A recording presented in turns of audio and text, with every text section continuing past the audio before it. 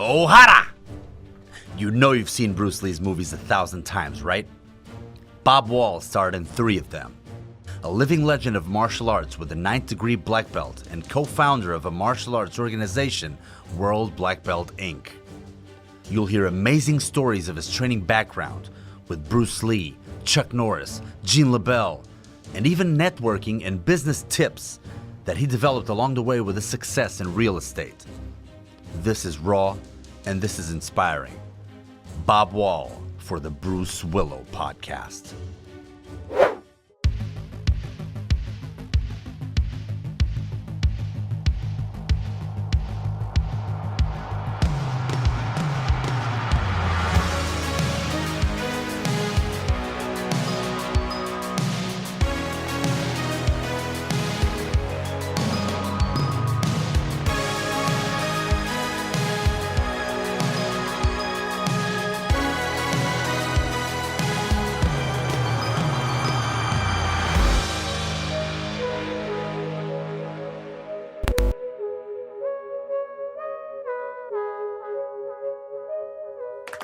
I could see the orange ball, but your head is gone. I can't see your face. And I'm in 2 places on this thing. I don't know why. Wow. Let me ask my director. Jean, why can't he see me? He can only see my ball in my chest level. He can't see my head. Without this is my face, by the way. Yeah, hey, a bearded handsome face. Okay, we're ready to go. Finally. Okay. So, Bob Wall, you were in my Hall of Fame of the most technical trouble to get you in my studio. So I guess we're. I have to agree with that. So I guess we're white belts. I'm a white belt as well in terms of computers and all this technology. Oh man, this was a doozy. How are you feeling? Is everything okay? I'm fantastic on the bad days, and after that, I get better. How is this COVID thing and the confinement? How has this been striking you? Have you felt anything? How is it going on in Los Angeles? You know what? My life has prepared me. By the way, I'm the most blessed human to ever live. I've had a blessed life. But having left home at 13 with $3 and being worth $2 million by 25, I never let things slow me down. And we haven't let COVID slow us down. We follow the protocol. We wear a mask if we go to the store or the post office. In the house, not so much. And, if we bring guests in, we go outside. I have a huge place. And so we really haven't let it slow us down. I just am sad for the people that panic about it, and for the people who've died from it. Mm-hmm. And so it's kind of sad in that sense. But as far as we're concerned, it hasn't slowed us down. And I'm one of the blessed ones. I'm married 51 years and to the love of my life. So, I got great kids, I got enough money to be secure. So, I still train. So I really had a blessed life. I had the best mother. I had the greatest daughters and on and on and on. So when I look back, I go, whoa. Incredible ride. I answer your question. It's not slowed us down. What was the best decade or is the best decade? Now. Now? I've really had, I've had some fabulous, I was born in 1939. So obviously the first 5 or 6 years weren't, that significant, except that I had an alcoholic father who abused me a lot. But, 13, I left home. 16, I came back and beat him up real bad. And he never abused anybody in the family after that. And I'd taken up wrestling. And so, I didn't know how to punch or kick in those days. But every decade has been fabulous for me, and so I'm really enjoying the heck out of the fruits of my labor today. When did this martial arts passion start? Was it with wrestling? Was it because you wanted to defend yourself against, I don't know, maybe your father or some friends in school?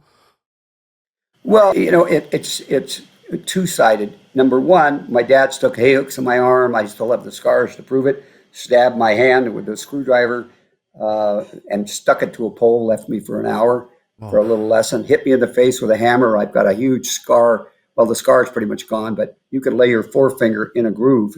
He almost killed me with a hammer. Oh my So goodness. at 13, I had two choices. I loaded a gun and I was going to kill him. And then luckily, God spoke to me and said there's a better way, and I didn't do it, and I left. And and then, within a month of my making the decision to leave home, because I had the greatest mother, worst father, but there was a kid named Richard Brindero in school, and he was 17, 260 pounds, 5'10", and he was a bully, and he always beat me up. And I was at 13, I was 93 pounds in an era of 98-pound weaklings and 5 feet tall. But one day he made a big mistake, and I credit him, I thanked him, uh, because he wrecked my bike, and I had to ride 18 miles each way. It was way out in the country to go to school. Oh, So my bike was real important to me, $7 bike. But anyway, he not only wrecked it, he put it on the drinking fountain and wrecked all the spokes, took out a switchblade and slashed the tires. I mean, he totaled out my bike. So I had to walk home. And but I got mad. I cried as I usually did when I got beat up. And I was strong as hell. I'm a farm boy. I have tendon strength, unbelievable, but I didn't know it. And so anyway, he flipped me over into psycho mode. So when he went in the bathroom, I picked up a brick and he walked out and I slammed it right in his face and I oh, broke both of his cheekbones. I popped out an eye. I knocked out all of his front teeth. I broke his jaw. He was in the hospital for 6 months. But I took the bloody brick to everybody in school and I said, if you ever beat me up again, I'm going to kill you. And I'll take a rock, a tree, a gun, a club, a bat. I'll take a rock in my lap and jump off a roof and crush your skull in. So I scared everybody. So then I had about a year of scaring everybody. And now that was pretty cool. But then I moved away. When I decided to leave home, I went about 165 miles away to another town, moved in with an uncle. And so I decided I better learn how to defend myself. So the only thing available in those days was wrestling. And uh-huh. the lightest weight division was 110 pounds, and I weighed 93. So I got my butt kicked pretty thoroughly. But I started lifting weights and eating protein and stuff. And by my junior year and my sophomore year, I'd wrestle with the heavies. I was going to get beat up anyway. I might as well get beat up by the big guys. And so they Yeah. squashed me, of course, and squashed the shit out of me. But after a month or two of coming back, taking all the punishment they could deal with, and I already used to punishment. So like Gene Lebell and I, the way we were raised, we got abused a lot as little kids. So getting beat up, I always laugh at the guys who were 900 and 0. I was 0 and 900. And I'm 0 and 900 against my wife. I'm scared to go for 901 today. But at any rate, I started wrestling. And by my junior year, I went undefeated. I weighed 130 pounds. I was 5'7". Senior year, went undefeated. And I got a wrestling scholarship to San Jose State, went there. It was a hotbed of judo. I didn't know what it was. I thought it was Jewish dough, but at the second week, I got some flying lessons, and I thought this kid was going to kill me. And I had earned it because I was a cocky little SOB. I thought I could beat up anybody at 5'7" and 130 pounds. So first, high school wrestling to this day is only ground fighting. There's no stand-up, I guess, Exactly. because of the injury potential. But anyway, the second week, this kid was a black belt in judo, which I didn't know. And so he gave me flying lessons. I thought he was going to kill me, and my toes scraped ceilings. So he beat me up for a week, and we went back to ground fighting. And I beat him up, and next week he would beat me up. And finally, after about 4 or 5 weeks, he came up to me. He was a Japanese kid, and he said, "How about you better ground fighter? I better stand up. I teach you stand up, you no hurt me.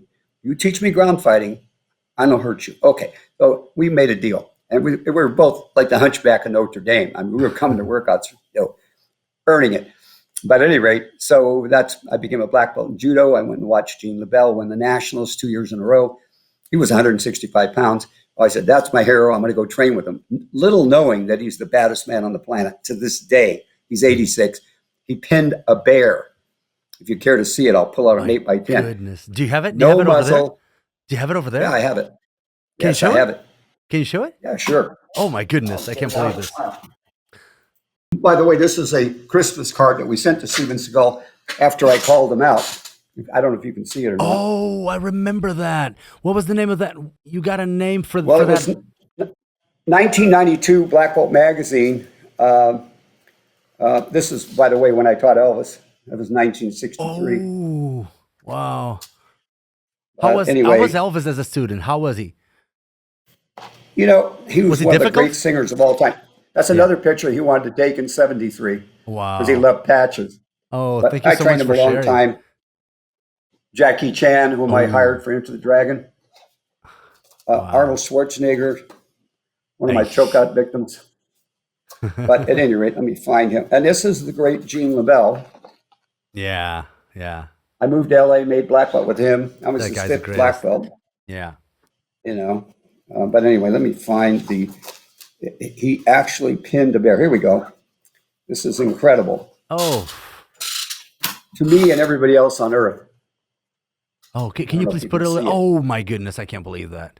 Can you put it more against the? Lift it a little higher, just a little higher, and more centered. That's it. Oh, oof. How old was he? Now, Look at him all ripped up. uh, Guy's yeah, huge. and you just see the picture in the upper left-hand corner. That was the two trophies he won winning the Judo Nationals. He beat Wow. everybody, undefeated. Nobody on earth has ever beat Gene Lebell, Oh ever. my goodness. In the upper right-hand corner, that's Gene Lebell as the referee with Muhammad Ali and Yeah. Inoki in the wrestling boxing fight. They picked him because he beat both of them up. But if you look at Gene's back, it's shredded from the bear, and you can see the bear has no muzzle and no wasn't declawed. Okay. Why did he wrestle a bear? Was that a challenge? When did that come about? Well, Gene Lebell crushes pliers. He grab a pair of pliers and snap them. So if he puts his hand on you, it's over. I don't care who you are. He'll crush your wrist. Whatever he grabs, he can crush. So, but he's an interesting guy. I just love him to death. Doesn't smoke, drink, swear, and even though he choked out Steven Seagal twice and virtually everybody in Hollywood, from Jim Brown, the football player, anybody came on the mat or on the film, he's in over 3,000 movies. He's a phenomenal stuntman, the best ever, motorcycle guy. But if you play with him, it's not a good day. He's only got 21 black belts, Yeah, so yeah. you got to be a masochist. I would not play with him. And I wouldn't even play Monopoly with him. No. You got it, Gene. You won. You won, Master Gene.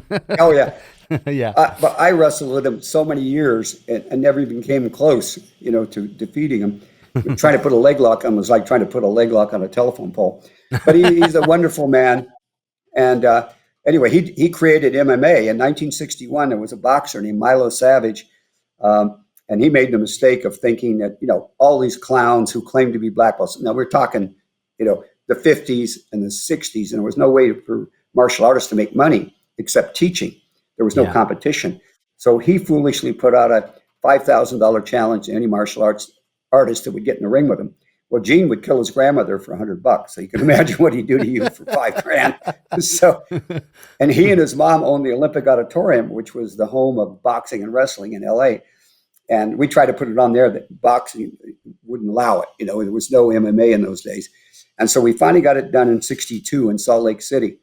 And Milo had by then had figured out if this guy's crazy enough to accept with him, because he's a great boxer, that he must be somebody special. So he came in the ring all Vaselined up with spandex panties and brass knuckles and everything else. And Gene, let him have the brass knuckle. Hey, get him a bat, get him a club, bring 3 of his friends. I don't care. Come on. And so anyway, with all the Vaseline, it took 3 rounds to get the Vaseline. Gene was wearing a gi, and because that's what he did, was judo, besides wrestling. And so he finally body slammed him. He snatched him, crotch grabbed him, across the crotch and the shoulder and picked him up. He bounced him into the ropes and then crotch grabbed him. And I say, for exaggeration, leaped 16 feet in the air and body slammed him. And I thought he killed him, frankly. He was unconscious for 20 minutes. But nobody else challenged Gene Lebell after that. But he's just a fabulous man, and he's amazing. So my black belt, my second black belt was with him, and it really stood me quite well because then I studied Thai boxing, then I studied American boxing. You learn how to sit down on your punches and away from the karate, stuff of the day, where they went and left their chin up to get knocked out. But at any rate, and frankly, all the martial arts, I'm not picking on one, but Kung Fu, Shotokan, Shorin-ryu, Ishin-ryu, Taekwondo, they were all the same. Mm-hmm. In theory, they could kill you with one blow, but theory wasn't reality. Yeah. And so with Gene, it was all about reality. He boxed, he wrestled, he played judo, he did it all. And in fact, it's a funny story because he went to Japan after the war to play judo at the top level. And every day people were trying to hurt him. Japanese didn't exactly like gaijin. And so every day he'd get a lot of their blood on his uniform. And he only had 2, so pretty soon it turned pink. Not bright pink, but pink from the blood of theirs. Yeah. And so when he came back, a lot of the Japanese didn't want, you had to wear pure white. And of course, he's coming in, he's got 2 gis, and they're both mini pink. Yeah, so pink. finally he dyed it pink, bright pink. So he gave me, actually presented me, I don't know if I have a picture of it, but he presented me with a pink gi. Yeah, I remember I got into him Hall of Fame. In a pink gi. And the first time he did it, he gave me pink laced panties to go with the laced gi that was pink, right? And then about 3 or 4 years later, he inducted me into another Hall of Fame, and he gave me a duplicate gi of his with his belt that says Gene Lebell. So when I go to testing and stuff, I always wear his gi. He's just a kick. He's a total character. He's the sweetest, kindest guy. But on the mat, I don't care who you are, he's going to hurt you. Yeah. You know, Andre the Giant, Hulk Hogan, everybody I ever talked to, oh, you don't want to mess with Gene Lebell. Yeah. And he told me when I came to train with him, he said, kid, I got 2 gears, kind and kill. The rest are BS. And he's not kidding. Yeah, he's he can kind also of, have and every Monday. A huge sense of humor. I can see that he has a huge sense of humor. And when did He's you hysterical. When did you meet Carlos? I'm going to call him Carlos from now on. I'm not going to call him Chuck Norris anymore. No, his real name was Carlos Ray. Mm-hmm. I met 1964. It's the first time I saw him fight in Salt Lake City. He took up 3 of his under students, you know, and there was a red belt that beat Mike Stone. And Mike Stone was invincible in those days. But all 3 of his students got trophies. Chuck lost. But I liked about him, like anybody, you know, losing's learning. Yeah. You know, a lot of people get upset and they can't deal with losing, but that's how you learn. If you win all the time, what are you learning? So anyway, then I saw him again in 1965, and he beat a guy named Ron Martini, who was a fabulous martial artist. I mean, really one of the best, Japanese style. But Chuck beat him with a spinning back kick. I'd never seen one. And he whap, and just put it right on his chin. I went, whoa. So I went down to congratulate him, and we've been friends ever since. So, and then I started my school. How old were you? 30? Yeah, no, let me see. I was about 26, 25. No, younger than that. We were 23 because we took our first drink together. Neither one of us drank. So I was 23. But in any event, he's just a fabulous man. He's a fabulous, you know, martial artist. Very mellow, you know, peaceful, Pisces like my wife. He likes everything to be peaceful. Never been a street fight that I know of. He's just a very mellow fellow. But anyway, we were just the best partners because he was a Tang Soo Do black belt, way better in karate than I was then. And, you know, I was a grappler and a street fighter and the opposite. But we were selling karate. And so we were egoless. I knew he was the better karate guy. He knew I was a better businessman. So our contract was simple. Okay, you're the boss on the mat. I'm the boss off the mat. And we just had a fabulous relationship. We built a huge chain of schools. We were the first ones that I know of on earth to specialize in teaching women and children. We're talking the 60s. Oh, right? yeah. At that time it must have been taboo, right? Nobody wanted, in those days, nobody wanted to teach women and kids because they didn't think they could learn. I got 2 daughters, and both of them could knock you out. I mean, they're deadly little girls. So we always believed they could. So I made my wife train. We were dating. So all my women, my mother knocked out her last guy when she was 69. Oh, Jesus. And so all the women in my life are nobody to mess with. And I don't. I just say, yes, dear, you're right again. Yeah. But we did, without thinking, you know, because both of us, our fathers were alcoholics. We had the greatest mothers and the worst fathers. And so we saw people get beat up by abusive men. You know, a lot of men think it's their right to beat up women. And we didn't agree with that. And so anyway, the funny part of it is because we specialize in women, you get all the guys you want. Don't have to advertise. If there's lots of women, I guarantee you, like flies on honey, there'll be men. But anyway, we specialize in, built this large chain of school, and it was very successful. He was a fabulous partner. But I started my first school in 65 and end of 64, early 65. And I brought Joe Lewis in, who was then living with me. I had met him. we were both black belts in Shorn Rue, and he came in, and second time I sparred him, he always used to say jokingly, "Bob Wall tried to break my foot with his ribs. It didn't work." And he was mad at me. He said, "You only broke 3 ribs, Joe." So anyway. That guy was probably the second toughest guy ever after Gene Lebell, right? Believe me. Oh, my God. He was fabulous. When I met him, he was 235, 6 feet tall, and he wanted to be Mr. Olympia. But then when he started martial arts in Okinawa, when he was in the Marine Corps, he fell in love with it. And so he dropped down to about 215. He always said he was 195. I never saw him lighter than 215. But he was powerful, very basic, side kick, back knuckle, sweep, reverse punch kind of stuff. And we do 1,000 kicks a day. But anyway, I was successful early financially, so I built a school and equipped it and gave him half of it. I just wanted to train with him. Mm-hmm. But then after a while, I loved Joe, but I would roll 20 students, he'd break 20 noses. I'd roll 20 more, he'd break 20 more. Joe, they don't come here to get their noses broken. They come here to not get to learn. Yeah. So one day I couldn't take it. And of course, he's beating the crap out of me daily. We sparred 3-4 times a day. He did 1,000 kicks, 1,000 side kicks, 1,000 front kicks, and all that stuff.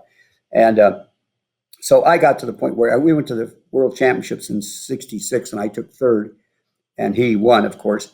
And that, to me, I was done. I had climbed the mountain. I had, got a trophy in the World Championships in Seattle, Washington. Uh-huh. And so anyway, I said, "Joe, I'm going to give you the school, the whole thing. I'm leaving. I'm going to go back to doing what I'm doing because I'm a money machine. I've always made a lot of money." And he said, "Oh, no, if you're going to leave, I'm out." So then I called Chuck Norris to see if he wanted to buy the school. And he said, "No, I want to buy you. I'll buy Joe out." And that's how we became partners. Oh, okay. Yeah. Yeah, because probably you were the pioneers also in the teaching aspect. I mean, the philosophy. Because teaching is an art form. Even though people want to be old school with the Western audience or with the Western customers, it's going to be something different. You can't just be old school and expect people to come back. So I'm sure that probably a lot of the fighters or the warriors of that era, of those decades, were doing it the harsh way. And just like you said, if you keep on breaking their nose, they're not going to come in. They're not going to come back in. So I'm going to say you're probably in the martial arts world one of the best entrepreneurs / networkers. Would I be right to assume so? Yeah, I think so. Because I was always, in college, I studied business. My major was business. Oh, yeah. And so I was the first one on earth to manualize a school, which I did in 1965. And I got it to this day. I give it out freely to people who want to have successful schools. Because martial arts schools are like restaurants. You may be a great cook, i.e. you may be a great martial artist or teacher, but a lousy business person. You don't know how to get students, you know how to retain them, and so forth. So I wrote a manual, and that created a chain of schools. I gave it to June Rhee, which created his chain. I gave it to Tracy's, and on and on. For me, I would give you anything. You ask me, I'm not worried about you competing with me. I want to compete at the highest level. But, Pat Burleson, Alan Steen, most of the great ones in those days got their systems from me. Is that manual available somewhere? Can you buy it? Because I'm interested in those soft skills, Well, if you send me an address, I will mail you one. I always give it free. I will not sell it. Okay. Because Chuck Norris's and my philosophy really melded well. For example, we said if any poor kid comes in and doesn't have the money, we don't believe in charity, but we agreed in the beginning. Okay, kid, say it's you, it's Bruno.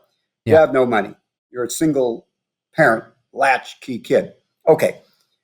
Clean the school for 2 hours, you can train for 2 hours. Clean the school for 4 hours, you can train for 4 hours. And we love military and cops. So if they were military and cops, train for free. Okay. We wouldn't charge you. Okay. So, but we also believed, and this is what's missing in a lot of people, is I had the greatest mother in the world. I lost her a few years ago. She was 99, but when I was 7, she said, "Bobby, I want you to hate everybody." I go, "Mom, I don't want to hate everybody." She said, "Nope, you got to hate everybody that chose their parents." "What do you mean? That's not possible." "That's right, son. So you remember, if they're brown or black or yellow or red or white, it doesn't matter. Nobody chose their parents. So you're Portuguese, you didn't choose your parents. I'm Irish, I didn't choose my parents. And she said, reputation is what people think you are, but character is what God knows you are. Oh. So be of good character. So Carlos and I, we failed a lot of people. He was Korean stylist, so brown belt was red belt. Mm-hmm. So we'd test people for black belt when they were a red belt. And if they were a bad character, we failed them. They may have all the physical skills in the world. And therein lies a problem with many martial artists, in my opinion, just as you pointed out. A lot of it's about most martial artists, they go there first to not get their butt kicked, and then they become tough. And then it's about beating everybody up. But the reality is it's about not beating everybody up. It's about being peaceful. It's like politics. I'm always disappointed in people who, you hear it all the time, don't discuss politics or religion. Oh, no, you don't want to do that. Well, we need civil discourse. Mm-hmm. It's important that you and I disagree, because then we can discuss it intelligently. And I don't hate you if you're left. I don't want you to hate me if I'm right, or vice versa. We should have civil discourse. That's what we need a lot more of. But in martial arts training, yeah, you get to be tough. Anybody who's studied with a good teacher becomes tough. But is that really the goal? The goal is to be a nice person and to be of good character. Don't lie, cheat, steal. Anybody that lies and cheats, I'm done. I'm finished. Mm-hmm. I had one guy one time, I own a lot of buildings, shopping centers, office buildings, so on. And one of my tenants I had to evict, he wasn't paying rent. And he says, nobody likes you in this building. I said, that's great. I said, first of all, I got too many friends. I can't get to them all. I'm not taking applications for any new friends. So I really don't give a shit. But I said, let's take you at your word. You say, nobody, I had 31 tenants in that particular building.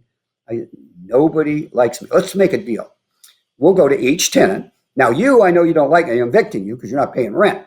But the other 30 students, we'll make a deal. You ask them if they don't like me. If they say they love me, I'm the greatest owner ever, I get $1,000. If they say dislike me in any way, shape, or form, you get $1,000.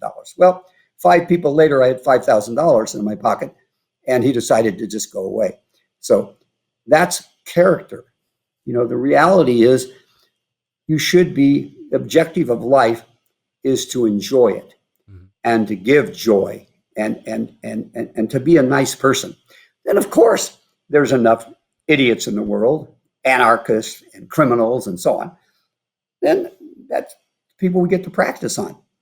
And so I really enjoy beating the shit out of a bully. I don't like bullies. That makes perfect sense. And what you were saying about people not wanting to discuss politics, I mean, your politics are your identity. I'm not even going to say identity. I'm going to say your belief system is something that you should be able to talk at a dinner party, and you should not hold a grudge against people if they think otherwise. I mean, that's becoming taboo in today's society. People here in Portugal, for example, whenever you ask somebody, what did you vote for? It's like, oh, no. Voting is a secretive event. So it's like, oh, okay. I mean, I wanted to discuss it a little bit, but if you don't want to, okay, I get it. But do they keep a secret about who they vote for in the U.S. as much as here, or not so much? Oh, yeah, for the most part, and, mm-hmm. and I don't go out publicly saying who I voted for. Yeah. I vote, and I send money to the candidates I care about. But okay. My point is, I'll give you a perfect example. I had the greatest attorney of all time, David Glickman. His eldest son became a student. Mm-hmm. And later his other 2 sons. And David was just brilliant, but he was very left. He was just the left of Lenin, and I was just the right of Attila the Hun. Left of Lenin. Yeah. But just because we did not hate each other. And I said to him one day, I said, David, I said, even a broken clock is right twice a day. Yeah. So even the person you dislike or disagree with, they're right twice every day, just like a broken clock. Uh-huh. So because we listened to each other and because we didn't hate each other, we respected. And my saying is, Bruno, I respect your right to be dumb and stupid, as long as you respect my right to be dumb and stupid. But let's have a little humor. Let's tell a joke. Where did the little boy what did he say when he lost his puppy dog? Doggone. Let's just get a few more doggons in there. Yeah. And so I will tell anybody my political views if they want to discuss it, because 50 years later, Dave Glickman and I'm liberal socially, I'm fiscally conservative. So I don't have a party. Okay. And I don't vote by party. I vote for the best person, man or woman. Okay. And Dave is the same. But why? Because we listened. And what's the real tenet of martial arts? Respect. And a lot of people fake it. But the truth is, you want to respect your dojo. You want to bow in. You want to be clean. You don't want to curse. You want to present yourself as a normal, civil human being. And yes, you get tougher and tougher and your skills go up. But I believe it's very important. It's very unfortunate, in my opinion, and particularly the left. They hate you if you don't agree with them. Oh, yeah. Why? It's becoming fascism. I mean, what they always criticize is becoming their thing, which is like, it's crazy to me. And I guess in Hollywood and stuff like that, if you say the wrong thing, I mean, you never work again, right? Yeah, well, I say in Hollywood the wrong thing all the time. I really don't give a shit. Yeah, but I don't need their work. Every movie, I never set out to be an actor. Every movie I did it as a favor for Chuck Norris. I did it as a favor for Bruce Lee. When you talked about your friend being in the movie, what was it called? The Blood and Bone. Yeah, my coordinators was in Blood and Bone. Yeah. Well, the star of that show was a fan of mine. He called me and asked me, would I do it? Would I do a bit part? And I said, sure. And he said, I'm going to call you O'Hara. And so I did it. I did it out of respect. You understand? Yeah, sure. And the experience. So I mean, I guess show respect, and he's a brilliant martial artist. He's a very good actor. I like him a lot. Michael J. White. I love it. Every single film I've ever done, I've done it for the other person. And after Enter the Dragon, Warner Brothers offered me a 3-picture deal, starring role. My wife and I discussed it. And we said, and I taught Elvis, Jack Palance, Brian Keith, Paul Newman, Eric Summers, Steve McQueen, Freddie Prinze, and on and on and on.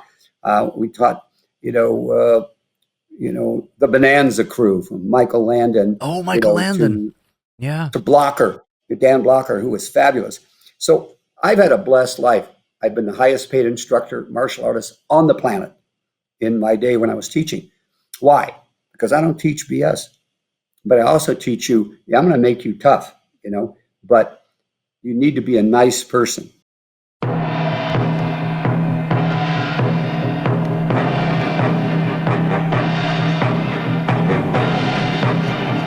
So, I guess, do you call it Return of the Dragon or Way of the Dragon? I never remember where was it released as Return or Way of the Dragon.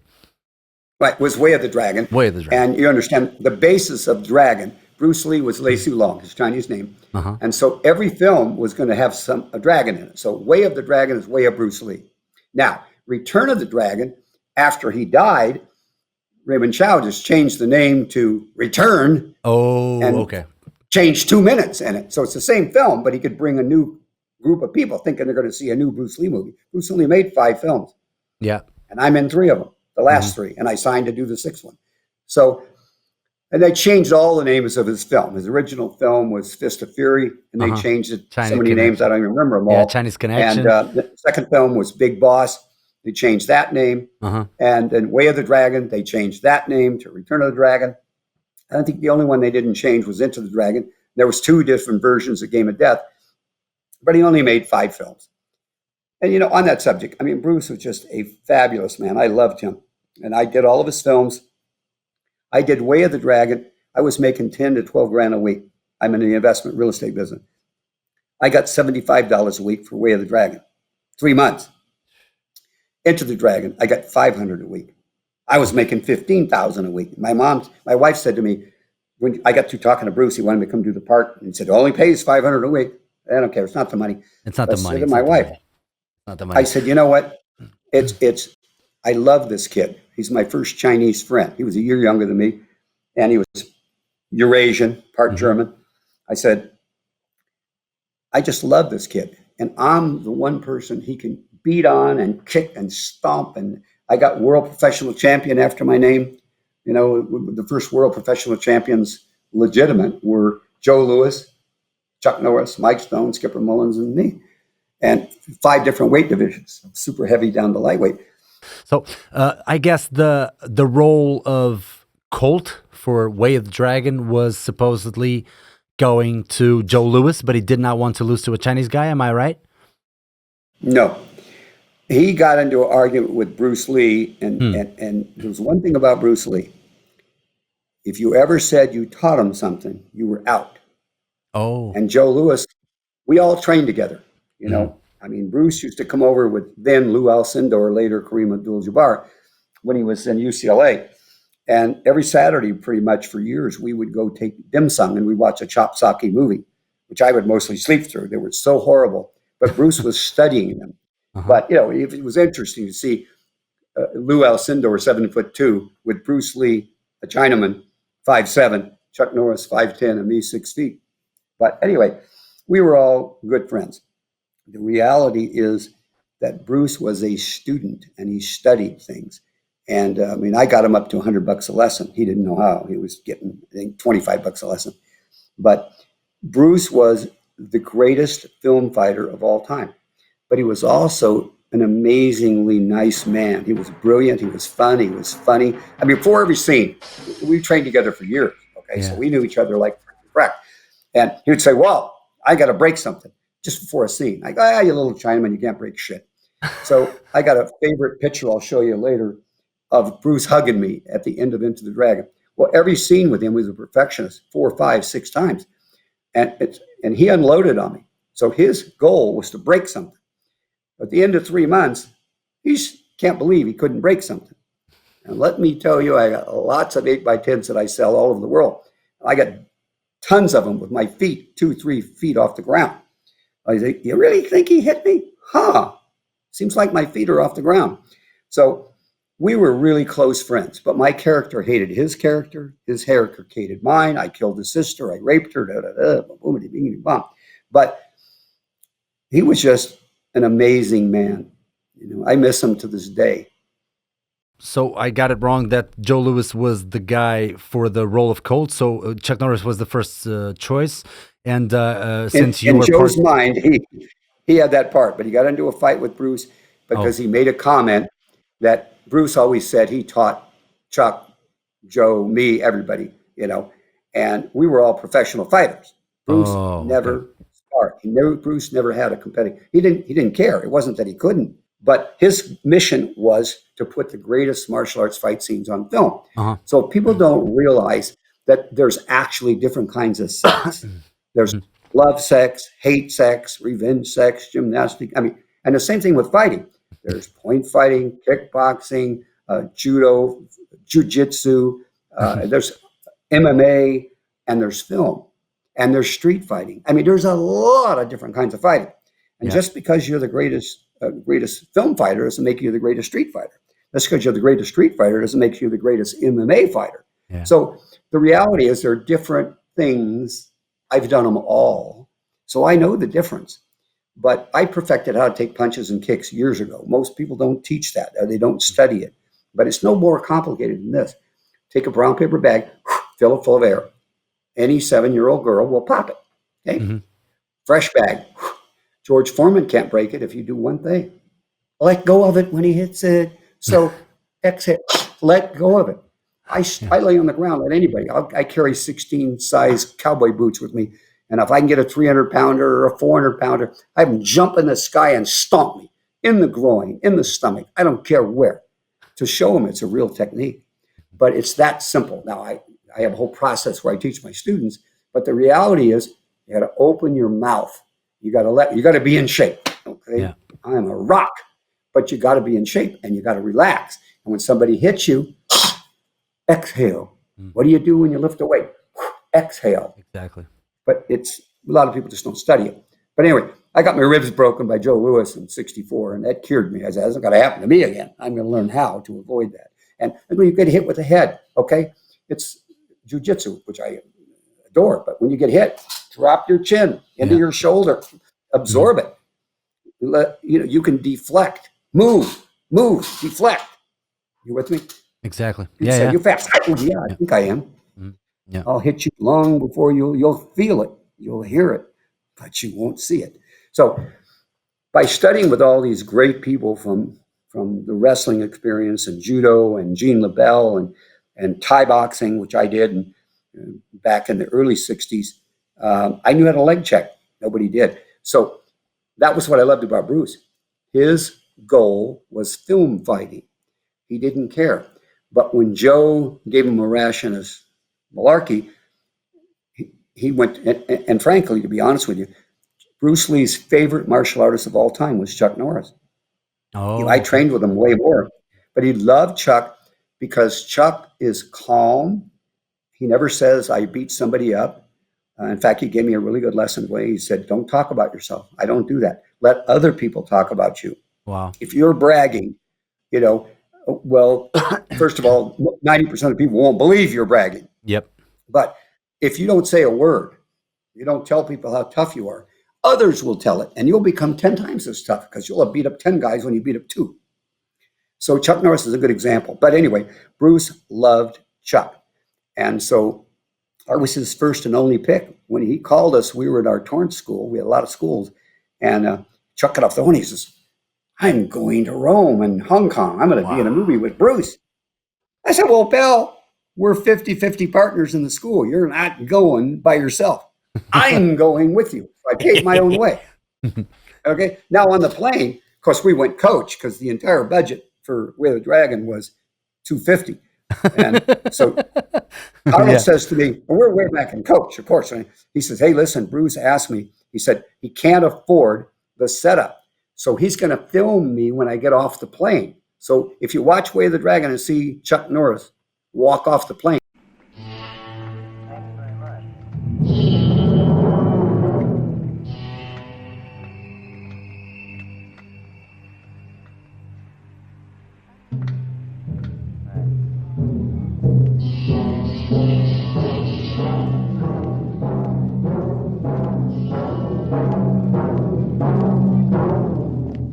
Okay. So anyway, but he didn't have the chutzpah. So he asked me if I would do it. So I go up to first class, which they don't want coach up in first class nowadays. But I go up there and I asked the flight attendant, I said, listen, we're doing a movie and we're going to film us, Mr. Norris, when we come off the plane. And is it okay if I just stand here and ask the first class people to wait 30 seconds? That's all it would take. She said, okay. So I'm at the front. I said, excuse me, would you mind just waiting? We're filming. And so, of course, you hear that. And most people are nice about it. And Carlos walks out and he goes, that was us getting off the plane. Okay. So we get off the plane and Bruce says, you're here. Okay, you're in the movie. There was no script for Way of the Dragon. It was all in Bruce's head. There was no script at all. He'd go out and try to find a Way of the Dragon script. That's like so the Hong Kong way, right? You're in. It's like they don't have a script. It's like the Kong. Hong Kong way. Like, now it's a kick. Now it's a kick. Now it's a punch. Now it's a punch. It's like, how was the fight choreographies? I mean, did he in any way let you have any sort of feedback on the fight choreography, or was it all done, his way? No, we discussed, well, a Bruce Lee movie is a Bruce Lee movie. At the end of the day, he's the judge, and he made the decision. But yes, he always asked Carlos and I, what do you think? I got many pictures, and one is I had an autograph of us in the Coliseum discussing Chuck's fight scene, which is considered one of the best, And to but me, anyway, it is, to me for sure, it's amazing. Yeah, he asked for input, but at the end of the day, it was Bruce's decision, and Bruce created all the fight scenes with stickmen. He was quite a talented artist as well. But at any rate, he said, "Okay, you're in the movie, $75 a week. I got room and board, my food and everything." And then he wanted to film in the Coliseum. That was his dream. And it was closed, couldn't get in. My wife's Sicilian. So I have a few connections, made a call. Some Sicilians came to the hotel and they wanted a big bunch of money and Bruce couldn't afford it. And so they left. So I walked down and I said, hey, so my wife is Uncle Jack DeSimone. He ran Michigan in those days. Is there any way you could help out? I mean, this is my friend. He just doesn't have the budget. And I talked him down to a much smaller amount for cash. Ran back up, told Bruce. We ran down, raced to the bank, and got the cash, and we got in the Coliseum. Wow, nice. Bruce was a perfectionist, so you'd do a scene perfect 5 times, but he wanted it low. He wanted the camera here. In fact, I remember in the Coliseum, because it was, to us, we were like mind-blowing, and nobody had been in there for years. but it goes down floor after floor after floor. And you could realize how little the people were. I mean, the cells were like 4 feet high, Yeah. and no way we could stand up in them. And, but anyway, I was sitting there reading a book one day, and Bruce walks up and he says, "What are you doing?" "Reading a book." "Why?"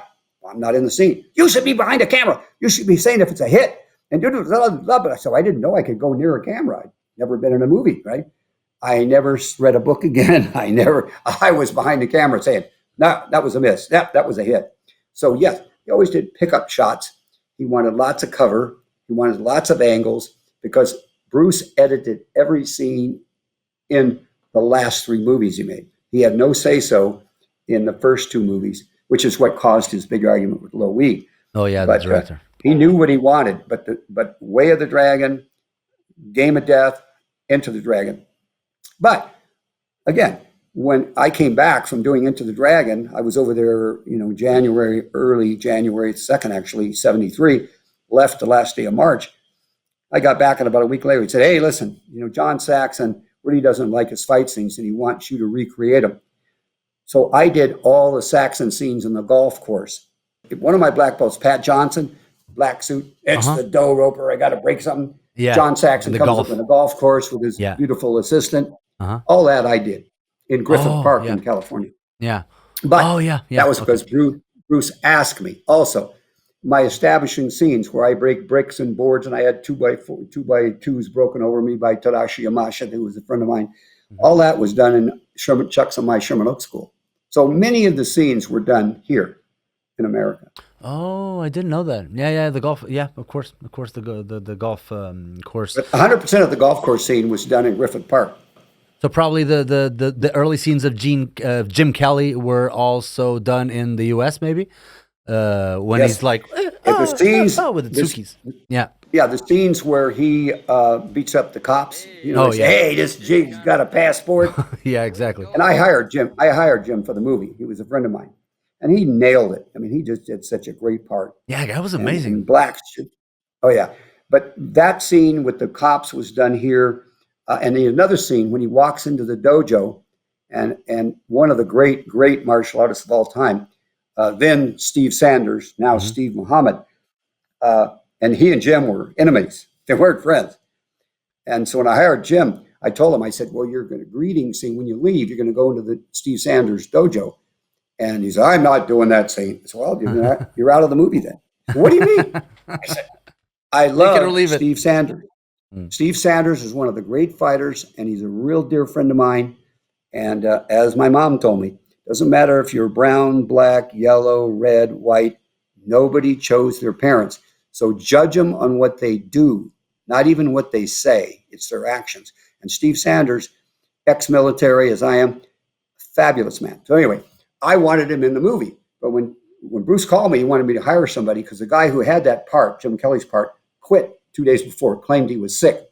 But I'm sure it's the $500 a week that he did, because everybody got $500 a week. And he didn't want it. I don't know that for a fact, but that's my guess. But anyway, I called Jim 2 days before I left and told him he was hired. And then we discussed this about the scene, which we shot before we left. And he said, "I'm not going to do it." And I said, well, it turned out that Jim had a school close to Steve. So they hated you. They were disliking each other because he moved into Steve's territory. But anyway, I said, "You're going to do the scene," because Bruce called me and he said, "I need a tall, handsome black man, well-built martial artist actor." Well, that's about 6 people on earth. Yeah, at that time. Yeah. And Steve is not tall, and he's lost a little hair. He's built like a brick shithouse. But when I suggested him, Bruce said, "I need a guy tall." He wanted everybody big. Chuck and I both had to gain weight, type of thing. So anyway, we did that scene. And I've always been happy because Steve deserved it. He was really an amazing. He started the BKF. He's really an amazing martial artist. Oh, that's amazing. But yeah, it was fun. We had a lot of fun, and Jim and I flew together and to Hong Kong, and then Bruce found out how stiff he was and how stiff John Saxon was. So he said, "Take those 2 guys to the gym and stretch them out, because you got to be flexible for film." And Bruce and I were stretching all the time, on the set. Our legs up on a block wall or a ladder or anything. Yeah, there's a great picture of Bruce. There's a great picture of Bruce I've read, and I have it here. The making of Enter the Dragon by Robert Klaus.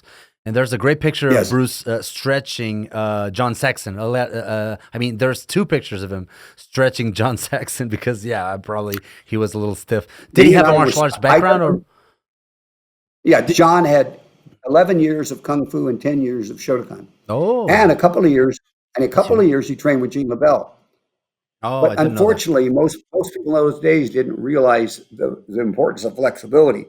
So I took John Saxon and Jim Kelly to the gym every day and stretched them.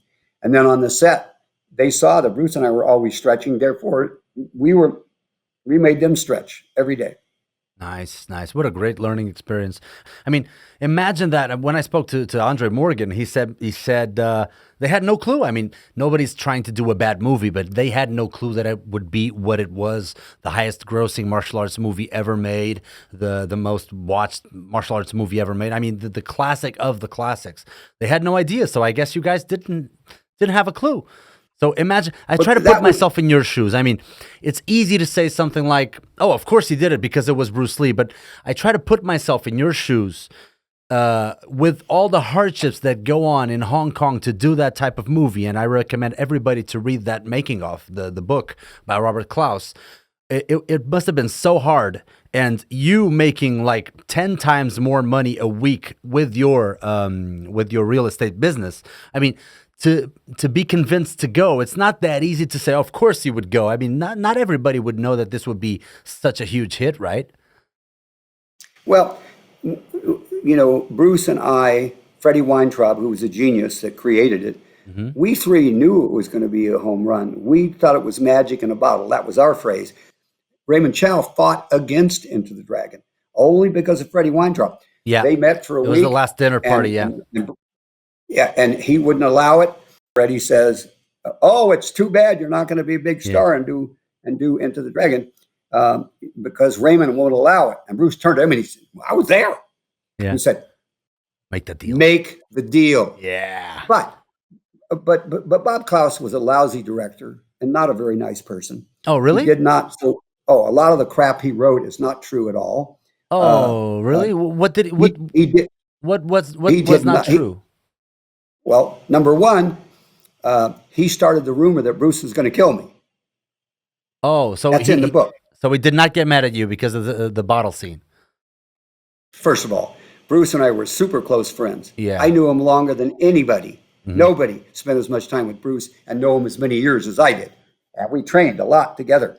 Yeah. And he started the rumor that Bruce and I, Bob Klaus did not like Freddie Weintraub, did not like Bruce Lee, and really didn't like Bob Wall and Bruce Lee because we were only martial artists.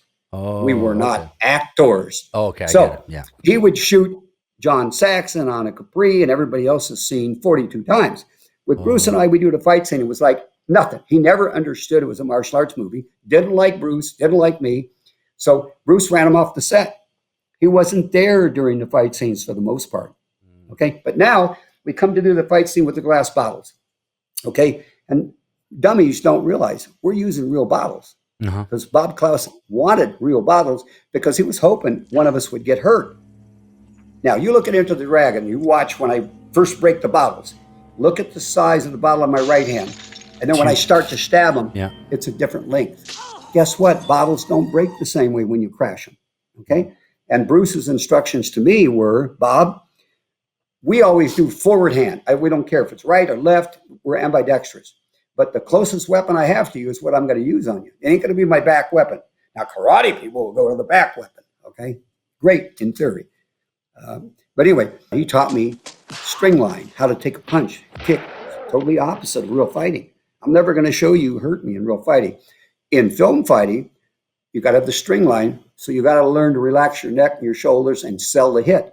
I must say, sir, I have to stop you right here. You have probably the best reactions in every Bruce Lee movie, other than probably Bruce Lee, because when you watch your reactions, especially as a rookie in the movies, as you were in Way of the Dragon, that must have been one hell of a tough fight to go along with the reactions, especially with the checks, with Bruce using the front kick as a jab, pow pow pow, and then going to the roundhouse.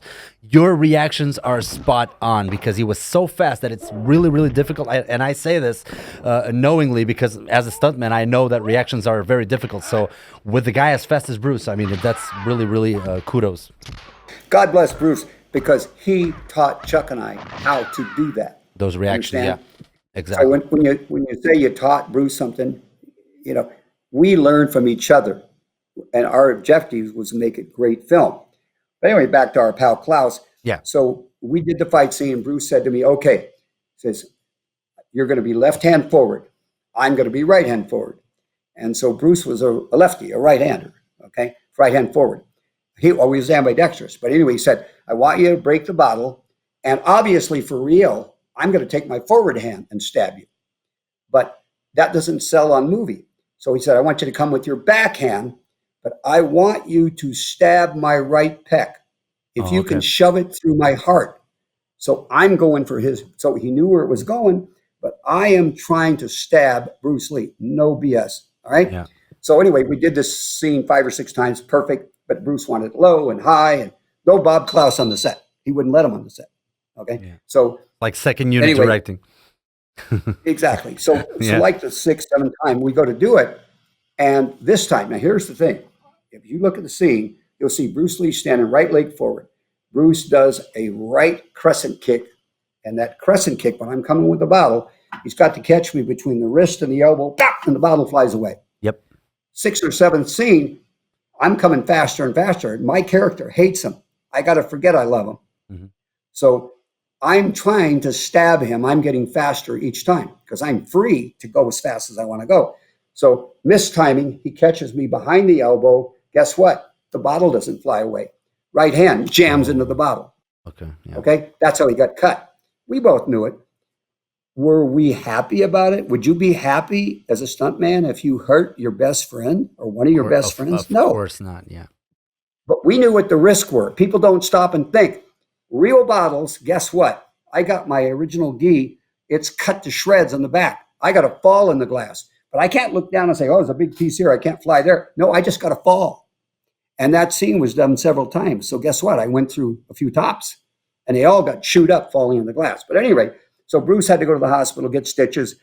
And so then Freddie Weintraub, we had to shut down shooting. And so 2 days later, he called me and he said, "You got to leave Hong Kong." I said, "Why?" "Well, Bruce is going to kill you."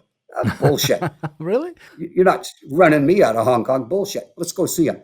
Now, normally Bruce and I trained every day at the gym, in his house, on the set, wherever we were, we trained. So because of the cut, it was really bad. He was off for a week. Bruce and I went to the house, Freddie Weintraub and I went to the house, and I speak Cantonese. Get you something, I mean, I function. Oh. Okay. So we get to the house, That's nice. and Freddie tells him, "Hey, there's a rumor you're going to kill Bruce." He said, "BS. It would be like you're going to kill your brother or your mother or your director or some close friend. It's not happening." So anyway, Bruce gets on the phone and he calls in Cantonese several people. "Where did you hear this rumor?" "Bob Klaus." "Where did you hear the rumor?" "Bob Klaus." "Where did you?" After about 5 people, we all knew it was all coming from Bob Klaus, who's banned from the set. So we went back to the hotel. Bob Klaus stayed at the same hotel I did. We opened the door. I slapped him right on top of the head.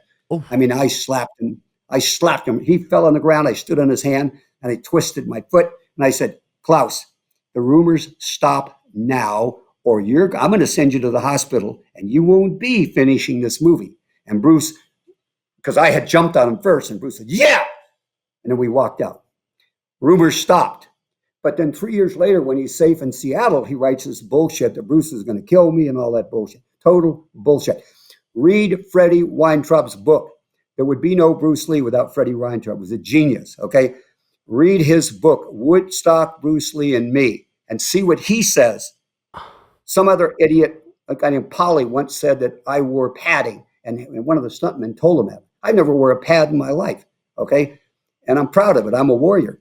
Read Freddie's book and see what he says about Klaus and the bullshit and the padding and the cut and if he was going to kill me. And there you'll get the truth. I had no idea it got to that point. I had no idea. Yeah. It was intense. Yeah. But to your point, back to the film, Freddie Weintraub, Bruce Lee, and me knew it was going to be a great film. And we had the advantage because every day Bruce and I would go see this, the shooting for the day. And we could see it. Plus, John Saxon, Anna Capri, Jim Kelly, Peter Bennett, the whole team. I got them all together in the beginning because I hired all the martial artists. I hired them all. And I said, listen, folks, the film is about making Bruce Lee a great film. So there's going to be no bullshit. And if everybody starts it and they don't get it, we're a team. Our job is to do exactly what Bruce wants and make Bruce as good as possible.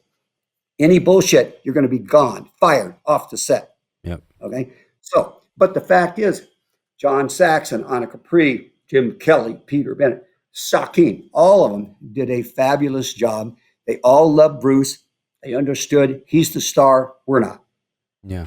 Script says Bob loses, Bob lost. Okay, it wasn't about ego. Enter the Dragon's budget was $850. Guess how that broke out? Lalo Schifrin got $150 for the music, which is fabulous. Bruce Lee got $300. Gee, $450 from $850. What does that leave for the entire movie? 400 grand. But we knew it. We were watching the dailies. We knew what was going on. So we were 100% opposite of Andre's opinion, and it proved to be true. It's the highest grossing martial arts film in history. In today's funds, it's way over $1 billion. Yep. Back in the day, it was something like 350 million that it did. But look, how can you not have a phenomenal film where the script was good, but Bruce added little things that we discussed, like boards don't hit back and those kind of things. Point your finger at the moon and so on and so forth. Boards don't hit back. A lot of things we added. My name, when I went there and I got the script, the original script, my name was Okata. I said, I don't look Japanese. I'm Irish. It's going to be O'Hara. I changed it. Bruce said, great. But there's a million things we did to change that script. We discussed it, and we put a lot of reality martial arts in it. And because Bruce is a genius, and because Bruce is smart enough to teach me how to break the string line so I could react to what he did, and because we had trained for years and years and years, we knew each other like books, and we knew it was acting. Okay? Yeah. That's so. But I knew it. When I came home, I told my wife, I said, this thing is magic in a bottle. You're getting some sunburn. Do you want to maybe to rotate because you're getting with the sun? You're getting hit with the sun. Yeah, the sun's coming up. I can put this down over my camera. Unfortunately, we have skylights everywhere. And so, unfortunately, now I have to get under the hood. If you want to rotate or something, it's fine by me. I don't know. Are you comfortable like that? Yeah, I'm fine. Oh, okay. No, If nothing you can like do the splits at 81, you're fine. You can stuff me in a box. Nothing like some vitamin D, I guess. Exactly. So, why did you think you had a scar in each of the movies, other than Game of Death, obviously? 2 words, Freddie Weintraub. Bruce called me, let's just pick on Into the Dragon, and he said, go see Freddie Weintraub. He's the chairman of Warner Brothers at the time. And so I walk in, and it was a huge office, as you can imagine. Yeah. And Freddie Weintraub saved Warner Brothers. He did a little film called Woodstock. Uh-huh. And he always said it cost $50, but it grossed a little more. It literally saved Warner Brothers. Into the Dragon, second highest grossing movie in Warner Brothers history to this day. Okay? So Freddie had a lot of responsibility. But anyway, he had a big office. I walk in, he's a big guy, 6'3", 260-pound Jewish man. I walk in and he says, hi, I'm Bob Wall. I said, I'm Freddie Weintraub. He said, you an actor? Nope. Taking acting? Nope. You want to be an actor? Nope. You're not right for the part. Thank you. Goodbye. That's easy. So that was in Burbank. And I mean, literally within an hour, Bruce called me from Hong Kong, knowing that as the star, he told Freddie, Bob Wall gets this part. He's this character. Well, he and I didn't know. Later, as I got to know Freddie real well, Freddie said, he imagined the character being Jewish. The character would be Germanic, and he would be shaved head, wide chin. I have a narrow chin, and he would have blood down here and maybe a swastika in his forehead, right? And So anyway, Bruce calls me, and like I said, we're really close. Got the part right. I go, no, he said I was too short. That's not what happened. Now, I'm 6 feet tall. Bruce is 5'7". So if I was too short, what was he? A dwarf? You're going to get a call in 5 minutes. You're going to be just right. Slam! 5 minutes, Freddie calls me. It's a long-winded version. I'm giving the short version. He said, we've reconsidered you. Can you grow a beard? Yeah, I got to shave twice a day. Okay. So he said, well, get a beard, which in 2 weeks I did. And, bad guys always wear beards. Yeah. You know that. Yeah. Yeah. I know it. I know it. Yeah. Yeah. So anyway, I get my beard. I go back. And he had me in Warner Brothers makeup for 2 days. And they were doing this and that and this and that. And boom, the ding, the boom, the ding. And Freddie kept saying, no, no, no, no. Well, later he said, Bob, you're a leading man type. And you're not vicious looking. You're such a sweet, gentle guy. Da, da, da, da, da, da, da. Anyway, so the end of the second day, about 4 o'clock, he went to the best makeup guy named Gary Morris. And Gary came in and looked at all the pictures of the stuff that Fred had rejected. And he said, got it. He wants you ugly. So he came up with the scar. Yeah. Now, that wasn't in the script. We had to change the script for that. A lot of things got changed. Yeah, because I guess Angela Mao was an addition, a late addition. So I guess you didn't even have beer bottles in the scene with Bruce Lee. I guess you had a knife, right? Yeah, originally. But then they decided to put like symbolically the bottle because she killed herself with the broken glass. Yeah, I think. Yeah, and we shot a scene where I actually came in and raped her, but they didn't like it over there, so they took it out. Yeah, it was too much. So they just stopped with me coming in the window and her killing herself. Yeah, she actually killed herself after my rape. Mm-hmm. It's great that way. I mean, it's much more. I think it's much more profound that way. I like your looking at her, and I remember getting the chills when I was a kid watching the movies. Like, oh my goodness. I mean, I felt the present much more than if I had to watch, a whole rape scene or whatever. That would be a little different in symbolically. There's a great story of Bruce Lee saying goodbye to you on the Way of the Dragon set as well, or not on the Way of the Dragon. Something about the airport. Well, yeah. When we finished, Chuck, they finished his fight scenes first, and I had to stay an extra couple of weeks to do my fight scenes out in Kowloon. And Bruce and I we both wore contacts, and we're filming in the dirt. And so we were getting dirt in our eyes. And so Bruce had this eye wash called Darlin. And so that's the only thing that got us through. Later I got smart and just took them out. I haven't worn contacts for years now. But, oh, really? Yeah. But at any rate, so he always picked me up and he always took me to the airport. Well, this time he says, Bob, I'm really sorry. I got to do this and that. And he was always running around like a rat because he was the star, the director, the stunt coordinator, the producer, and everything else. He said, I just can't take you to the airport. I'm going to have the car take you. And I said, sure, no problem. So I go there, and I always go early to the airport, and I get there, and I'm already sitting in a secure area. And all of a sudden, I see what looks like thousands of people come flooding into the airport. I go, what is this? I look up, it's Bruce Lee. Wow. At the head of course, he walks through security. I mean, he's like God. So he walks in, he's got a whole box of Darlin for me. Oh. And so, that was just the kindness and the generosity of Bruce Lee. I mean, just a little tip of show you what a fabulous man he was. That's taking his time to go meet you and having a gift for you, a goodbye gift. That's incredible. Well, he probably went and bought the Darlin. Where were you when you heard of his passing away?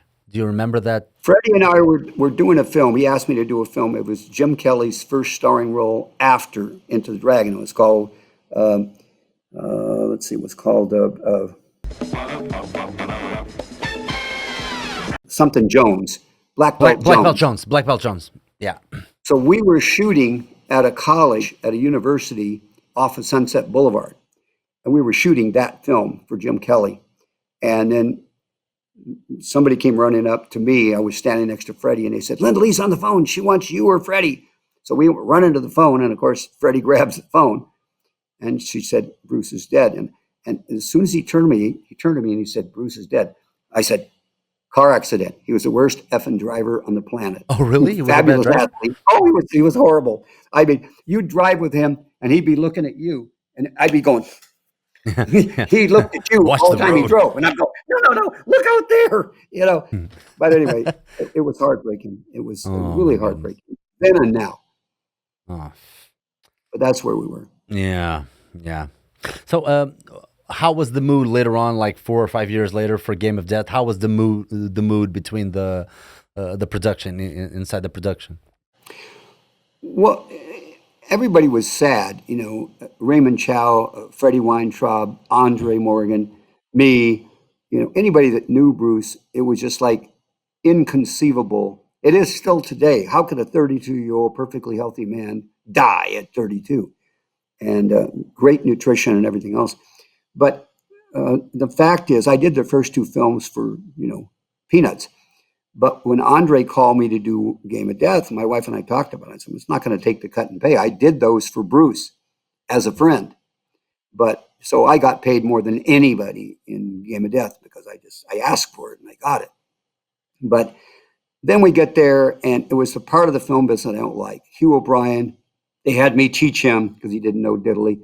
And he was just an irritating guy. He was every day trying to steal, other actors. There were 2 Academy Award winners in there. Dean Jagger. Gig Young. Yeah. And Gig Young were both Academy Award winners. How did Gig Young strike you? Was he a nice guy? I'm curious. Super guy. I'm curious. I had him in my apartment many times for dinner. I introduced him to Script Girl he married. Oh. And that's the one he died with in New York. Oh my goodness! But yeah, because I know Gig was a good of his passing away. It's like it's crazy. I mean, it's sometimes it's really bothersome to look at these guys and their careers, and they had it all, and then all of a sudden, he kills himself. He kills his wife, and then kills himself. I mean, it's crazy. Wow. Well, but he had a bitter divorce, and his wife was a pretty well-known realtor, but apparently the divorce was bitter, and whenever he talked about her, it was with a lot of anger. Oh. And apparently he got into an argument with his then new wife, who I introduced him to. I mean, they had their first dinner together in my apartment in Hong Kong. But I suspect that he got angry at her and just maybe memories came back. I don't know. But my experience with Gig, he had a little bit of a speech concern because I guess he'd been a heavy drinker. And so they thought he was drinking on the set, but I never saw him take a drink the whole time I was there. But he was a very nice guy, brilliantly talented. I mean, my gosh, look at all the Doris Day and Clark Gable. He was in it. I liked him a lot, Yeah. And Dean Jagger was also very nice, but Hugh O'Brien was a pain in the butt, and I'm training him, and he's going around trying to steal my scenes, Hugh O'Brien scenes, Gig Young scenes, and they all told him to F off. And of course, Klaus was, again, a horrible director, but he was there. So he would bow and try to give everybody's scenes away. So I let him steal 2 or 3 of my scenes because I'm getting paid. Nobody knew, but I'm getting paid more than anybody in the film. Yeah. And so I thought, well, I'm going to get paid the same if I go to work or I don't, But after a while, it became irritating, and finally, I just told him, "F off, no, done." So but several of the scenes he stole were mine. I would say that other than obviously the Bruce Lee fights in the pagoda with Kareem Abdul-Jabbar and whatnot, and Danny DeSanto. Just to name a few, I would say that your fights are the best ones without Bruce Lee in it. So the fight on the ring with Sammo Hung and the other fight with Kim Tai-chung and Yun Biao. So was it mostly Yun Biao that did everything, or Kim Tai-chung? Kim Tai-chung was a great athlete as well, right? That is an amazing fight. That is a great fight. Yeah. You lose, Carl Miller. Well, the fight is as a result of my collaboration with who fought Bruce in the first scene, Into the Dragon, the garden scene. He gets choked out. Mm-hmm. Yeah. Sammo and I created that. And Sammo was quite good. And he was a graduate like Jackie Chan of the Chinese theater. Yeah. And so, but when I originally signed the contract with Andre and Raymond Chow, I said, guys, Klaus is a terrible guy and he's a bad director, and the only reason Into the Dragon was Into the Dragon is because of Bruce Lee. But I said, he's going to screw up all the fight scenes. He doesn't get it. He doesn't like martial arts. And he definitely doesn't like me. And he certainly didn't like Bruce even more. And so I said, he's going to screw up the fight scenes. And he said, well, we're stuck with him. We got a 3-picture contract, Freddie said. So we go over there. I told him, and I sent him a letter, and I faxed him, and I went with a copy of the letter. Rob Klaus will ruin the fight scenes. So now I get there, and we start the fight scene with Sammo Hung and I, and he's not reacting, So I throw a kick or a punch. Oh, really? So Yeah, after I told Samo a couple But of why? times. Why do he you didn't think? Why do you react. think that was? He's got great reactions. Because he just had become a big director. Now he was back down to being an actor Oh, so he in was the being film. difficult. Okay, okay. Yeah, and he, all the Chinese opinions were they could beat up all those guilos, Oh, us, okay, the foreign devils. okay. So I knocked him out. And you look at him, I got pictures of him. I mean, I knocked him out severely twice. I kicked him right out of the ropes. He was unconscious for 5 minutes. And then he asked me in China, why are you doing that? I said, it's very simple. In Enter the Dragon, as in Way of the Dragon, my character, it said in the script, Bruce Lee will beat up this character. That's what happened. In this script, it says Bob Wall beats you up, your Yep. character. Yeah. So we got 91 more scenes to do, and I'm going to knock you out 91 more times. You're going to react, because if you don't react, you got to sell me. It's time for me to look good on film.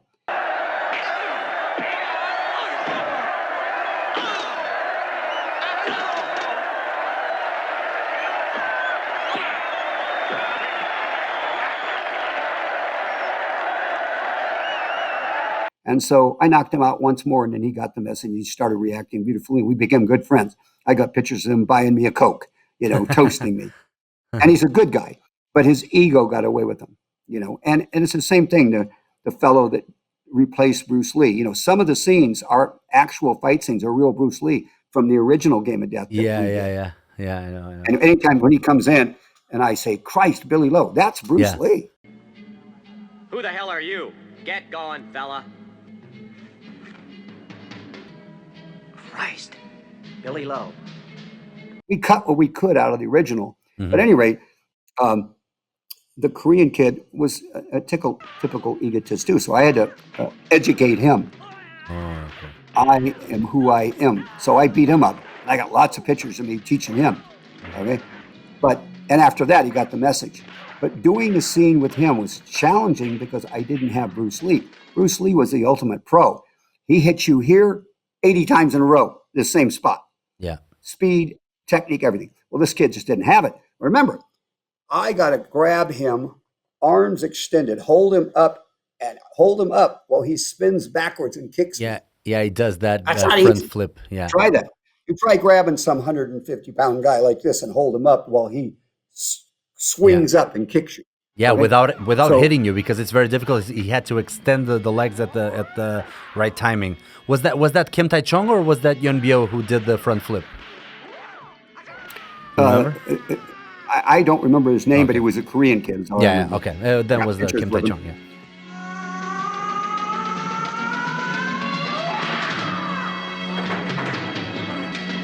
You lose, Carl Miller.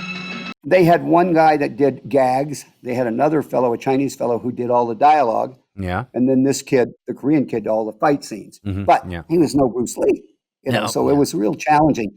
So I give a lot of credit to Sammo Hung. Yeah. Samo was brilliant, and he and I created that whole fight scene thing. It was very cool, very good. We're almost done because I'm scared that you might have a sunburn after this, but it's great. It's great. You don't have to go to the beach. Do you live nearby the beach? You live near the beach? Well, we're like 20 minutes from the beach, and it's Wow. too bad, but it's the timing, because I got a skylight above me, I just want to know some personal questions. You started your real estate business, Wall Street Properties, via the martial arts. I read that. What does that mean via the martial arts? Did you start selling to martial artists? How did that come because about? Chuck and I were partners. I had a school in Sherman Oaks that made a lot of money. He had a school in Redondo Beach that didn't make a lot of money until I went down. I had him come to stay at my place, teach my classes. I went down, and his system was, Bruno, did you pay this month? Chuck doesn't believe anybody lies. You understand? So when I get down there, Honor code. I say, Bruno, I went for a week, and I said, Bruno, did you pay? You got a receipt? No. You got a canceled check? No, you didn't pay. You've been here 9 months. You owe us $900. I'm not going to pay. Yeah. Yes, you are, or you're going to have a visit to the hospital. Okay? So breaking bones, or And- the threat of breaking bones, is the greatest networking tool. Yeah, I get it. Well, let's just say I educated a couple of people, and everybody paid. So I came back and I said, Carlos, I can pull you 30 grand in the next 30 days. And he said, you got to be kidding. It was like I was 3 million I'm going to give you. And Wow. so I went down there for a month and I pulled out 36 grand. But I said, Carlos, you don't have any books, and you believe everybody is honest, So it was, and we became partners. He was against contract, and I said, look, written signed contracts are important so that we can agree to what we're both each going to do. It's a Yeah. written agreement, so we don't get off center. Okay. So I had contracts, and so anyway, I took over the business. Like I said, he was the better karate guy. I'm the better businessman. So. And nowadays, you told me that at 80, and you're always going to be, you're almost turning 81, and you still can do the splits. You're still in incredible shape. What do you do nowadays in terms of training? Do you have any specific diet regimen? What do you do? Yes. Well, for diet, my whole life, since I've been 20, I'm pretty much a clean eater. So 3 days a week to this day, I eat only fruits. So this morning's breakfast was all strawberries, blueberries, raspberries, and so forth, a banana. And then 3 days a week, I eat salads. And I don't put any dressing on it, just pure ass salad. Oh, 1 day a week, I eat anything I want. I fall back to my soul food, and which is a fried egg and fried potatoes and toast, or yeah. whatever I want, whatever Mhm. floats my boat. Pancakes, 1 day a week. I drink a lot of water. Now, I mean, Chuck and I used to work out 7 days a week, and then I got him down to 6, and I got him down to 5 before he moved to Texas. I train Tuesday, Thursday, Saturday, and I do a remote control. I've got a total gym. That's the best piece of equipment on the Oh, planet. you got a total gym? The one, I, the one Chuck Chuck Norris and I, and yeah, and Chuck Christy Norris and I he bought number 5 and I bought number 6. And I still have number 6 out in my storage shed. They go to 12 levels. This one only goes to 10, but I kill everybody on level 6 and we warm up on levels 8, 9, and 10. But yeah, I Nice. use the total gym and then I run, skip rope, punch the speed bag, do sit-ups and stretch. That's it. Wow. And I invented a stretch machine really for Carlos because he had a real, problem with the flexibility. Hmm. And so when he was doing, and I spent 40 years figuring out how not to do it. So I invented a stretch machine. It's called Dynamic Flex, Oh, and it's the only one that works. It's the real deal, I'm gonna and check it it out. pushes. Yeah. If you put your hand up and have somebody push back, that's what it does.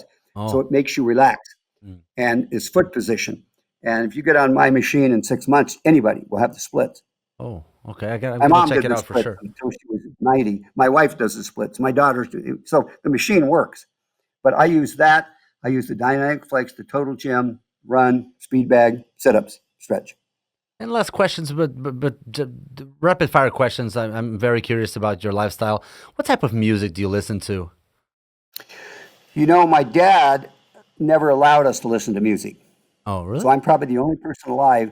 I have a lot of cars, but I've never turned the radio on in a car. So Oh, I don't think about music. mm, But my wife, thank God, thinks about it. She's got music on every day. yeah. And so I love country western. Hmm. I like jazz. I like, any kind of good music. Hmm. I love Yeah. Sinatra, Oh, you know. yeah. So I have a variety of music that I like. Uh, I like Bach and Beethoven. So, but mostly we listen to country western. That's just what floats our boat. I met Willie Nelson. I was fortunate to know, and he wrote one of my favorite songs, "Crazy," with Yeah. Patsy Cline. Yeah. What about movies? What movie do you pop in if you want to watch something on a Friday night? What type of movies do you like? I'm not really a big movie fan, but I loved Gone with the Wind. That was my first great film. Yeah. And I mean, it's sad now that these idiot racists pull it off. And it's Oh, like the yeah. statue pull downers. I said, you can't erase history, Yeah, you guys. You can can do erase it. what you Yeah, want. yeah. That is so stupid. I can't believe people are doing that. Yeah. Yeah. It's only the anarchist criminal idiots, but you can't erase history. And Yeah. I had to explain to my youngest daughter when they started pulling statues down. I said, listen, people, it's because they don't know history. And they'll go back to, oh, white supremacists created this country. Well, hello, guess who? George Washington, Thomas Jefferson, the rest were white. That's not Yeah. their fault. Yeah. Yeah. And yes, they created this country. How do you have this country without George Washington and Thomas Jefferson? And I said, who is the guy that freed the slaves? What president? Oh, a non-slave owner named Abraham Lincoln. Oh, what was his political party? Not Democratic. He was a Yeah. Republican. And Yeah. he died for freeing the slaves. And so when they talk all that trash, I go, listen, how many hundreds of thousands of white people, Northerners and Southerners, died to free the slaves? And lots of those Southerners fought against their own brothers. They came to the North and fought against it. They didn't believe in slavery. But what more can you do? We freed them, okay? And what are your options? Okay, so you're one of the early people when slaves were first brought over, and so you really have three choices. Somebody brings you slaves, you say, just send them off into the forest and let the Redskins turn them into pincushions. That's choice A. Mm-hmm. Or B, just let them go starve to death somewhere. Don't give them a job. Or C, put them to work. Now, I'm against slavery. It was bad then. It would be bad today. But the fact is, there were not a lot of options. Okay, you gotta have perspective. And the fact is, white people figured it out after a while, thanks to Abraham Lincoln and many, many, many others, and they figured it out. It was wrong, and they got freed. Yes, they fought long and hard. I mean, I'm a big fan of Martin Luther King and his nonviolent philosophy, and so the reality is, it's a progression. We all had to learn, but the guilty whites, I go, you know what? My family goes back to Betsy Ross, okay? And so nobody in my family was a slave owner that I've ever been able to find. So you murder somebody, you go to prison, you get out, you served your sentence. I think you should have your right to vote, and it's done. You paid your bill, okay? So I don't owe anybody anything, and I deeply resent any kind of racism. You know what? Because nobody chose their parents, as my mom told me. Exactly. So my reality is that we all need, love is the answer, not hate. And we need to love each other and judge people by their actions, and not even their words. I mean, Trump and everybody else, every politician says stupid things sometimes, but I don't judge that. I judge by what you do. By actions. And Donald Trump created the best economy in the history of America, with all the silly things people say he says, until the virus came. We had the lowest unemployment rate. We had the highest employment of blacks, et cetera, et cetera. He was doing a fabulous job. The virus came. Now, the dummies don't realize even a broken clock is right twice every 24 hours. Okay, give somebody some credit. Okay, and we get good ideas from the left, but unfortunately now they've swung so far to the left, and anything that's extreme is wrong, in my opinion. It's difficult and they are wrong. Get credibility. And let me tell you something. Trump is going to win bigger this time than last time with all the BS, because Joe Biden is as near an idiot as I've ever seen. I mean, he can't put together three words, and he changes his platform every time he turns around. So imagine that guy. I mean, he would destroy America if he were to get in. But I have hundreds and hundreds and hundreds of thousands of acquaintances and friends. Not one single person will vote for Biden. So it's going to shock people. With the left, most of the newspapers are left, most of the colleges are left, and they're going to be in for a big shock. Okay, yeah, and the whole idea here with this, it's anarchism. I think funded by Soros. I mean, they paid people to stack bricks in different countries, and they infiltrate the peaceful protesters. I'm a fan of people protest, but I'm not a fan of violent protests where you ruin some people's businesses, you break their windows and rob them. That's criminal. Yeah. And when you do it violently, that doesn't sound like Martin Luther King's philosophy to me. It doesn't sound like Gandhi to me. Yep. Peaceful protest. You got a right to say it. We got, in my opinion, we're in the greatest country on earth. But there's several great countries besides us. But this is a great country that I was fortunate to be born into. And we have freedom of speech. You could say anything you want. I don't hate you. I'll discuss it with you. We'll have a maybe even a friendly argument about it. And I'll try to convert you. And maybe you won't. But you have every right to your beliefs. We have freedom of speech. Exactly. But anyway, I don't like this anarchism. It's going to go on until November. It's because the whole idea is they figure if they can create enough violence and enough upset, some people will say, which I'm sure some people will, they go, oh my gosh, it's got to be Trump's fault. Everything's Trump's fault. The virus is Trump's fault. Everything. The violence, the anarchism, that's all Trump's fault. Everything's his fault. I go, really? Isn't that amazing? And where's all the violence? Seattle, it's Minnesota, it's Chicago, all left mayors and leftists, weak-kneed, rotten politicians. It's just like bad cops, just like the bad cop that killed, George Floyd. yeah, That was disgusting. of course. Do what should be done. What do? They arrest him and charge him with murder. And Yeah. he'll go to prison the rest of his life. He's a Exactly. scum. But what did he kill him with? A knee in the neck. What do they ban? Chokeholds. I go, hello, I've choked out hundreds of people. Nobody died. MMA has had hundreds of chokes. Nobody died. Look it up. So it's not the chokehold, it's the knee in the neck, which should be outlawed. But what do? They're so stupid. It's like guns. All I hear is from the left, gun control, gun control, gun. Wait, there's always going to be guns. You want only the criminals to have them? Because criminals will make a fortune selling the guns. So you can bet Chicago, tightest gun control on earth, highest murder rate. Why? Because they can get it from the criminals or go across the state line. So gun control is a bunch of bullshit. It's a mental health issue. We need to help mentally disturbed people. Everybody who comes in and kills little kids in a school. Why? We're a gun-free zone. There's no guns here. Come kill our children. Boy, let's not protect our children. Yeah. We're a gun-free zone. Guns are evil. Well, it's not guns that are the problem. It's mental illness. And we have people doing violence. I think it's okay to take people who are already suffering. Many businesses have been shut down because of the virus. But it's okay to go in there and break in their windows and rob them and then kill people and burn people. It's okay to attack cops. If we don't have police, I'm a huge police officer fan. I love cops. They get their life on the line for short pay. So what's the answer? Defund the police. Well, I know criminals like masks and defunding the police. If that's what you want, anarchy. Defunding the police will only get more policemen who are not capable, because they already don't have as good training as good Bruno, training as they should. There's bad stuntmen, there's bad doctors, Of course. there's bad cops, but it's 2%. 98% are fabulous, And we it's should actually give a lot more respect to it's our actually a police. great comparison that you just did with Stuntman, because, for example, I know how to get hit by a car, but I don't train it every day, so I might really get hurt whenever I go and get hit by a car for a movie. So it's not something that we work on or rehearse every day. We don't have cars to break every day to make sure.